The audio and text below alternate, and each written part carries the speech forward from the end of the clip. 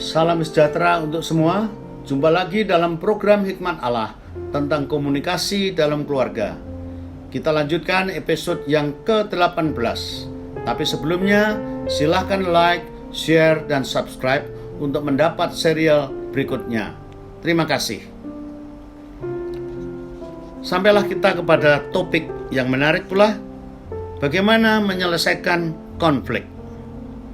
Menurut Kamus Webster, konflik adalah ketidakcocokan, ketegangan emosi yang diakibatkan oleh tidak terpenuhinya dorongan-dorongan dan kebutuhan batiniah. Dengan kata lain, kata kuncinya adalah perbedaan atau ketidakcocokan dan kebutuhan batin yang tidak terpenuhi, yang menimbulkan ketegangan dan kemarahan. Berbeda dengan amarah yang bisa disebabkan oleh apa saja, tapi tidak harus oleh perbedaan. Kalau konflik disebabkan oleh perbedaan, ini merupakan tantangan bagi suami istri untuk menanggulangi perbedaan dan ketidakcocokan tersebut. Derek Law menanggapi konflik sebagai berikut. Konflik adalah alami, normal, dan netral, bahkan kadang-kadang bisa menyenangkan. Memang itu bisa berakhir dengan hancur-hancuran, tapi tidak harus demikian. Konflik bisa baik atau buruk, benar atau salah. Sederhananya, konflik adalah bagaimana kita memandang, mendekati, dan menghadapi perbedaan-perbedaan tersebut. Ada 5 kemungkinan menghadapi konflik. Yang pertama, melihat adanya konflik yang sedang terjadi, tetapi kemudian mengundurkan diri karena menganggap konflik itu terlalu besar untuk dihadapinya.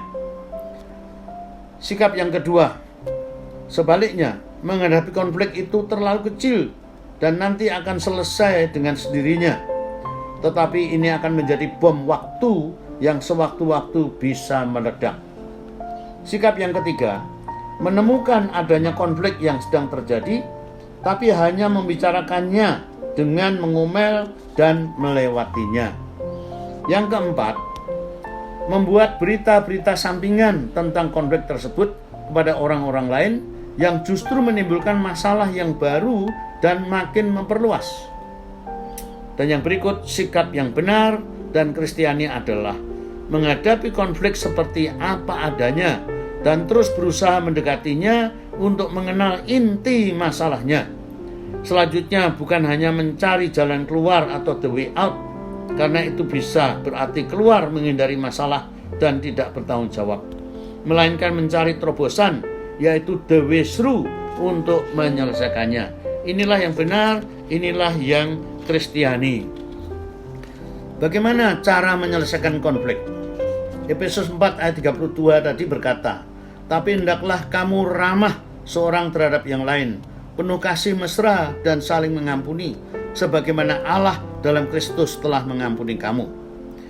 Jangan menjauhi konflik dengan tutup mulut, melainkan nyatakan secara lisan, tentunya dengan cara-cara yang komunikatif tadi.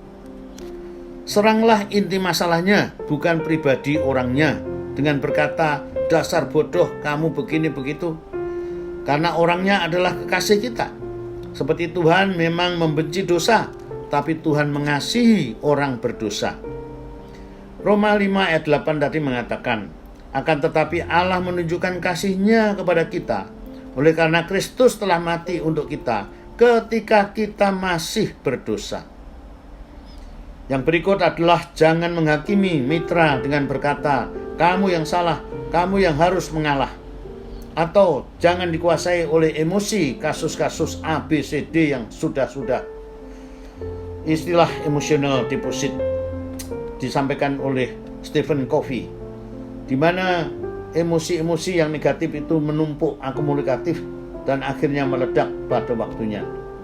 Batasilah kasus ini dulu. Bicara bukan dengan nada tinggi dan menaikkan volume. Jangan pula melebih-lebihkan data dan fakta. Sebaliknya fokus pada inti masalahnya saja. Jangan pindah pembicaraan di luar topik yang sedang didiskusikan. Hal ini tidak menyelesaikan masalah, justru akan menambah masalah yang baru lagi dan tidak bersifat satria. Jangan hanya mengkritik, tetapi berilah alternatif lain yang menurut Anda benar dan baik. Kalau tidak, itu merupakan kritik yang destruktif, bukan konstruktif. Selanjutnya, ungkapkan perasaan hanya dengan kata-kata, bukan dengan aksi menggebrak meja, memukul, atau menampar. Ingatlah firman Tuhan ini, "Hai suami-suami, ketahuilah, kasihilah istrimu, dan janganlah berlaku kasar terhadap dia." Kolose 3 ayat 19. Demikian juga kamu, hai suami-suami, hiduplah bijaksana dengan istrimu sebagai kaum yang lebih lemah. Hormatilah mereka sebagai teman pewaris dari kasih karunia, yaitu kehidupan, supaya doamu jangan terhalang. 1 Petrus 3 ayat 7. Jangan hanya banyak berbicara, tapi berusahalah untuk mengembangkan saling pengertian. Berusaha untuk mengerti lebih daripada menuntut untuk dimengerti. Bertindaklah bukan sebagai lawan, tapi sebagai satu teman, satu tim yang bersama-sama menyelesaikan satu PR, satu proyek, yaitu konflik. Dan jangan lupa, libatkanlah Tuhan di dalam doa. Demikian kami akhiri topik besar komunikasi dalam keluarga Kristen. Kami menyediakan bukunya. Jikalau saudara berminat, bisa mengontak kami. Tuhan memberkati. Sampai jumpa dalam program Hikmat Allah yang akan datang di dalam topik-topik yang lain. Amin.